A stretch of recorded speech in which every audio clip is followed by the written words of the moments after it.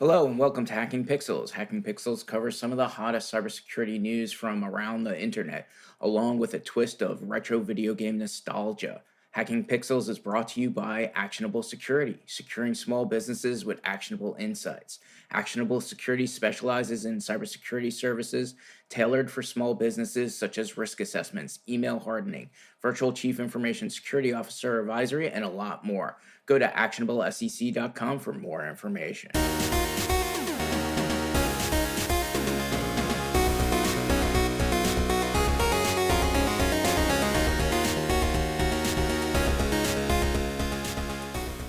Welcome to this extra special episode celebrating 40 years of Super Mario Bros. I'm your host, Frank Morano, founder of Actionable Security and Super Mario superfan. Today, we are skipping the cybersecurity stuff and focusing on Mario games from the past to celebrate. But first, a message from Actionable Security on our cybersecurity risk assessments. Fed up with cybersecurity providers serving up the same stale, cookie-cutter assessments that never move the needle? At Actionable Security, we bring undivided focus and hands-on expertise to protect real businesses like yours, digging deeper than the big firms while costing far less and delivering greater value. Our cybersecurity risk assessment blends decades of technical and executive, battle-tested, real-world experience with proven frameworks to uncover hidden risks, bust shadow IT, and spotlight where your defenses need muscle. We provide a holistic evaluation of people, process, and technology, connecting the dots between how your team works, the tools you rely on, and the threats you face. You'll walk away with an actionable roadmap of realistic, high-impact steps instead of an unrealistic list of impractical recommendations you'll never get to. No fluff, no gimmicks, just actionable insights that strengthen your security posture. Partner with Actionable Security and let's build a defense that keeps you 2 steps ahead of the threats. If you don't know about something, how do you secure it? This is why I feel our cybersecurity risk assessments are so important. They focus on people, process, and technology and help identify areas of improvement that you didn't even know you need improved. Also, at the end of the day, we're not going to hand you a 60-page report that you have no time to read or act on. We're going to deliver actionable insights you could actually use today in an easy-to-read format. We even include an annual cybersecurity risk assessment with our vCISO advisory and Total Protect 360 services because it's so important.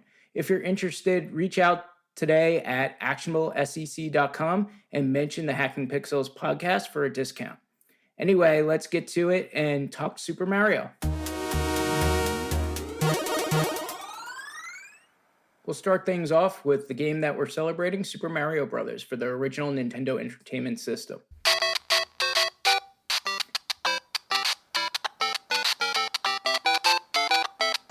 As you probably know, Super Mario Bros. Is a 1985 platform game developed and published by Nintendo for the Nintendo Entertainment System.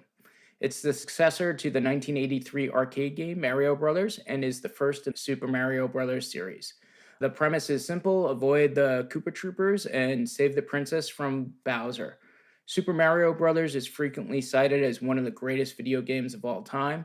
It's one of the best-selling video games with more than 58 million copies sold worldwide and is credited as a key factor in reviving the video game industry after the 1983 crash. I first experienced Super Mario Bros. In the late 80s over a friend's house, and my mind was blown.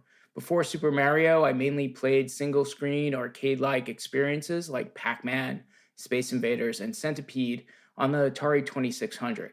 I don't think I ever played a side-scrolling platformer with stunning graphics, at least compared to the Atari, and it changed my life forever. I'm pretty sure video games wouldn't even be on my radar if it wasn't for Super Mario.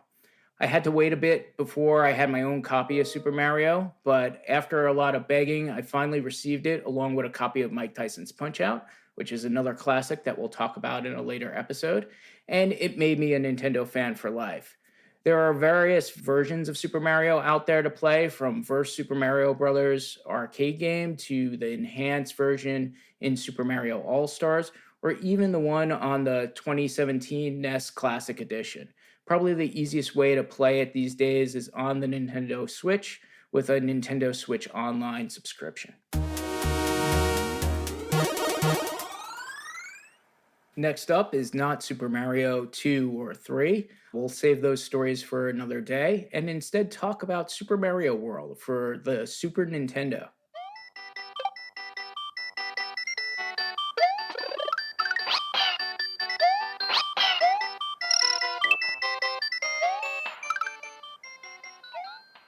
Super Mario World, or as it's known in Japan as Super Mario World Super Mario Bros. 4, was a pack-in title for the Super Nintendo when it was released in 1991 in the US.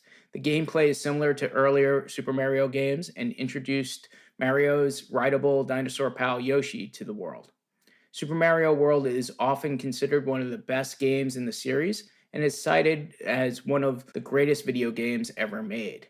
It sold more than 20 million copies worldwide, making it the best selling Super Nintendo game.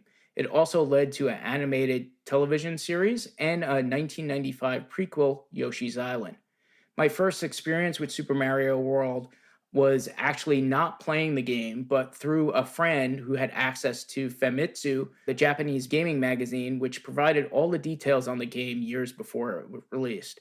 I was pretty excited for the game, but ultimately decided to go with Bonk and a TurboGrafx 16, which came out 2 years earlier. So I never had a Super Nintendo and didn't actually play Super Mario World till much later when I was older. When I did play it, I was pretty impressed with the updated graphics and all of Mario's new capabilities. It quickly became one of my favorite Mario adventures.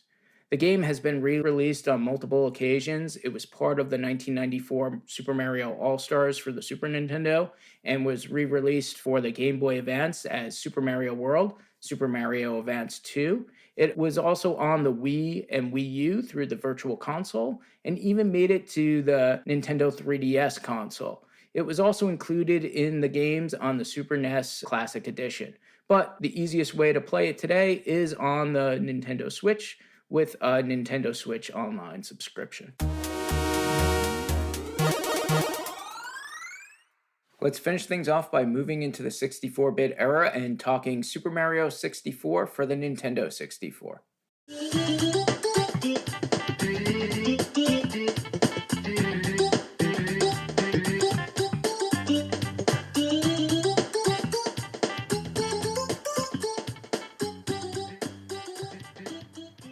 Super Mario 64 was a launch title for the Nintendo 64 and the first Super Mario game to enter the 3D world.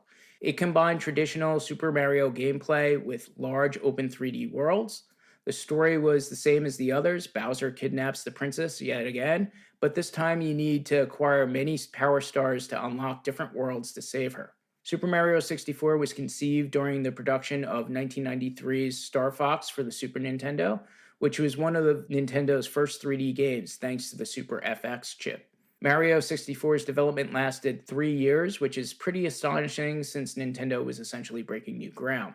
Super Mario 64 has been considered one of the greatest games of all time, a trend we are seeing with a lot of Mario games. Numerous developers have cited it as an influence on 3D platform games with its dynamic camera system and 360-degree analog control, pushing games into the modern era. For a time, I was off video games, feeling a bit burned by the TurboGrafx 16 not succeeding in the US market. I still play games on my trusty Pentium computer and in the arcade from time to time, but I just didn't love them as much as I used to. That changed with the Nintendo 64. I remember being very interested in its development as Ultra 64 and just amazed at anything I saw with Super Mario 64 in it. Super Mario 64 seemed new and fresh and essentially renewed my love for video games. I was there at launch and picked it up with Pilot Wings. Good thing it was so good because Pilot Wings fell flat for me. Every step I took with Mario 64 was met with amazement, and to this day, it's one of my favorite games.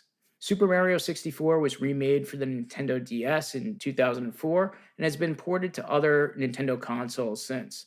Like other Mario games, the easiest way to play it today is on the Nintendo Switch or Switch 2 with a Nintendo Online subscription. Super Mario Odyssey, the third big Mario 3D adventure for the Nintendo Switch, felt like a spiritual successor to Super Mario 64, and it wound up being a game I enjoyed very much, mostly due to its excellent gameplay and callbacks to Mario 64 and other Mario games. While I wouldn't call it a retro game just yet, it's certainly one of my favorite Super Mario games of all time.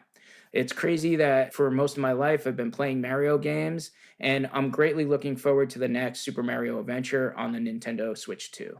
That's all, folks. Thanks for listening. Join us next month, same bat time, same bat channel. And remember, this episode of Hacking Pixels is brought to you by Actionable Security, your trusted partner in safeguarding small businesses. With decades of experience, Actionable Security offers tailored cybersecurity services such as risk assessments, email hardening, and virtual chief information security officer advisory. For more details on how we can help protect your business, visit actionablesec.com.